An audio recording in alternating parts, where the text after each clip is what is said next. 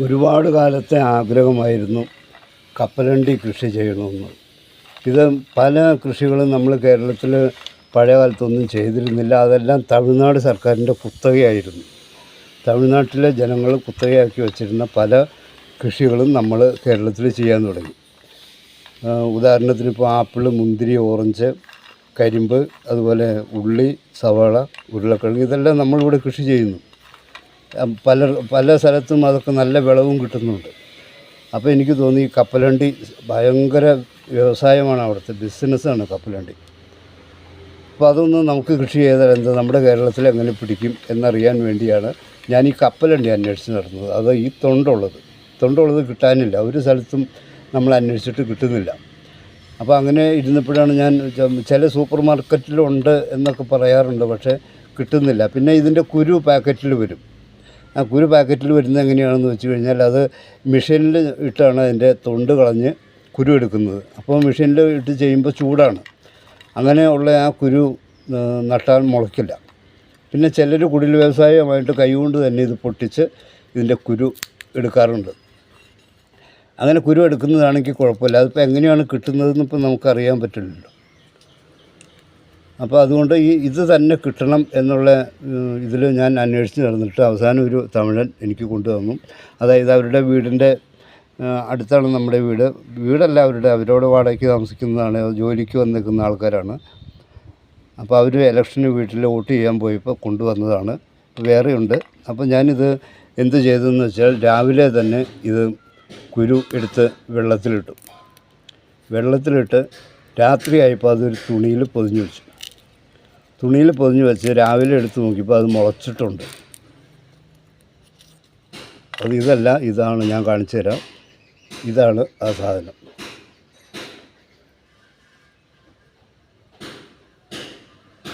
കണ്ടോ, ഇതിന് മുള വന്നിരിക്കുന്നതുണ്ടോ? എല്ലാത്തിനും മുള വന്നിട്ടുണ്ട്.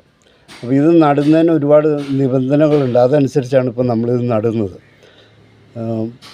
ചെയ്യുന്ന മണൽ കൂടി ചേർത്തതായിരിക്കണം. മണൽ ചേർന്ന് മിക്സ് ചെയ്ത് മണ്ണിലായിരിക്കും നടേണ്ടത്. നല്ല വെയിൽ വേണം, വെള്ളം കെട്ടി നിൽക്കരുത്, നല്ല ഈർപ്പം എപ്പോഴും വേണം. ഇതൊക്കെയാണ് ഇതിൻ്റെ സംഭവം. പിന്നെ ചാണകപ്പൊടിയാണ് ഇതിന് സാധാരണ ചെയ്യുന്നത്. നമ്മൾ കൂർക്ക നടുന്നത് പോലെ തന്നെയാണ് ഇതിൻ്റെ വേരിൽ നിന്നാണ് കപ്പലണ്ടി ഉണ്ടാകുന്നത്. പിന്നെ ഇതിൻ്റെ തണ്ടിൽ നിന്ന് കപ്പലണ്ടി ഉണ്ടാകും. പൂവ് കുത്തുന്ന ആ ഭാഗത്ത് തണ്ടിൽ നിന്നുണ്ടാകുമ്പോൾ തണ്ട് നമ്മൾ മണ്ണിലേക്ക് വെച്ച് കൊടുത്ത് അതിൻ്റെ മുകളിൽ അല്പം മണ്ണും കൂടി ഇട്ട് കൊടുത്തു കഴിഞ്ഞാൽ ഓരോ തണ്ടിൽ നിന്നും നിറയെ കപ്പലണ്ടി ഉണ്ടാകും. ഒരുപാട് കപ്പലണ്ടി വേരിനടിയിലും ഉണ്ടാകും. അതാണ് ഇതിൻ്റെ വളർച്ച, ഇതിൻ്റെ വിത്തുണ്ടാകുന്നത്. ഒരു 30-40 ദിവസം കൊണ്ട് പൂവിട്ട് കഴിഞ്ഞാൽ ഒരു 1.5 മാസം കൊണ്ട് ഇതിൻ്റെ തണ്ടെല്ലാം വാടി പോയി കഴിയുമ്പോൾ നമുക്കതിൻ്റെ കപ്പലണ്ടി പൊളിച്ചെടുക്കാം. അതാണ് അതിൻ്റെ തത്വം. ഇതെല്ലാം ഞാൻ അവരോട് തന്നെ ചോദിച്ച് മനസ്സിലാക്കിയതാണ്. അപ്പോൾ ഞാനിത് ഇപ്പോൾ ഇങ്ങനെ നടുന്നത് വേറൊരു രീതിയിലാണ് നടുന്നത്. പറമ്പിലാണ് നടാൻ ഉദ്ദേശിക്കുന്നത്. പറമ്പിൽ നടണമെങ്കിൽ എങ്ങനെയായാലും എലി കൊണ്ടുപോയില്ലെങ്കിൽ ഉറുമ്പ് കൊണ്ടുപോകും, ഉറപ്പാണ്. കപ്പലണ്ടി എന്ന് പറഞ്ഞാൽ ഉറുമ്പിൻ്റെ ജീവനാണ്. പഞ്ചസാരയേക്കാൾ ഉറുമ്പ് ഇഷ്ടപ്പെടുന്ന കപ്പലണ്ടി അതുപോലെയുള്ള ചില ധാന്യങ്ങളാണ്.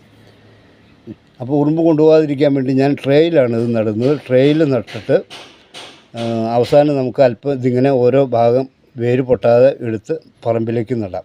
പറമ്പിലേക്ക് നടുമ്പോൾ ചാണകപ്പൊടി, മണലും മണ്ണും കൂടി മിക്സ് ചെയ്തിൽ ചാണകപ്പൊടിയും ചേർത്ത്, എല്ലുപൊടിയൊന്നും ചേർക്കേണ്ട ആവശ്യമില്ല. കാരണം എല്ലുപൊടിയൊക്കെ മണ്ണിലേക്ക് ലയിക്കുമ്പോഴേക്കും ഇതിൻ്റെ വിളവെടുത്ത് കഴിയും. അതുകൊണ്ട് അത് ചേർക്കണ്ട.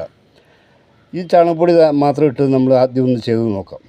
ഇപ്പോൾ ഞാനിത് ഇതിലേക്ക് നടാൻ പോവുകയാണ്.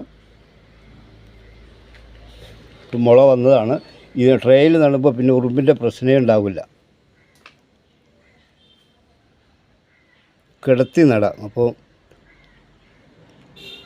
അതിൻ്റെ വേരെങ്ങനെയാണ് വരണതെന്ന് നമുക്ക് നോക്കാം.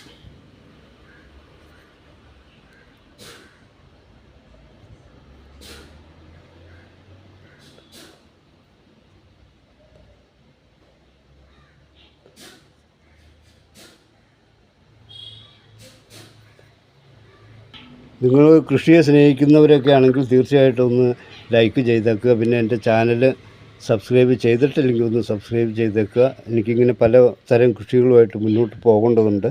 അതെല്ലാം നിങ്ങളുടെ ഫോണിലേക്ക് അപ്പോൾ തന്നെ കിട്ടണമെങ്കിൽ ബെല്ലൈക്കൺ കൂടെ ഒന്ന് അമർത്തണം. പിന്നെ നിങ്ങളുടെ അഭിപ്രായങ്ങൾ പറയുക. ഇത് ഇനി മുളച്ച് കഴിയുമ്പോൾ ഞാനിത് പറമ്പിലേക്ക് നടും. അന്ന് അതിൻ്റെ ഒരു വീഡിയോ ഇടുന്നുണ്ട് തീർച്ചയായിട്ടും.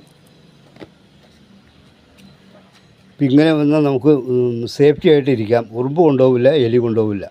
ഇതിൽ മഴവെള്ളം വീഴരുത്, മണ്ണിന് ഈർപ്പമുണ്ട്. ഇനി വെള്ളം ഒഴിച്ചു കൊടുക്കരുത്, ഒഴിച്ചു കൊടുത്താൽ ചീഞ്ഞു പോകും. ഇതിന് മുകളിൽ എന്തെങ്കിലും വല്ല പുല്ലോ എന്തെങ്കിലുമൊക്കെ ഇട്ടിട്ട് ഒന്ന് മൂടി വെച്ചിട്ട് രാത്രി ആകുമ്പോൾ എടുത്ത് അകത്ത് വയ്ക്കുക. അപ്പോൾ യാതൊരു പ്രശ്നവും ഉണ്ടാവില്ല. ഇനി ബാക്കിയുള്ളതുണ്ട്, ഇതൊന്നും ചെയ്തിട്ടില്ല. ഇത് ഗ്രോ ബാഗിലേക്ക് നടാനാണ് ഉദ്ദേശിക്കുന്നത്. ഒരു കാര്യം മനസ്സിലാക്കുക, ഗ്രോ ബാഗിൽ നടുന്നതിൽ നല്ലത് പറമ്പിലാണ്. പറമ്പിലാണെങ്കിൽ അതിൻ്റെ തണ്ടുകൾ നമുക്ക് വളച്ച് വെച്ച് മണ്ണിലേക്ക് വളച്ച് വെച്ച് അതിൻ്റെ മുകളിൽ മറ്റേ വേറെ മണ്ണിട്ട് കൊടുക്കാം. അപ്പോൾ ആ ചെനപ്പുകളിലെല്ലാം കപ്പലണ്ടി ഉണ്ടാകും. ഗ്രോ ബാഗിലാണെങ്കിൽ അതിനുള്ള സൗകര്യം ഉണ്ടാവില്ല. പിന്നെ നിവൃത്തിയില്ലെങ്കിൽ ഗ്രോ ബാഗിലും ചെയ്യാൻ സ്ഥലമില്ലെങ്കിൽ അത്രയേ ഉള്ളൂ. അപ്പോൾ മറ്റൊരു വീഡിയോയുമായി തിരികെ വരാം. അതുവരേക്കും എല്ലാവർക്കും നന്ദി, നമസ്കാരം.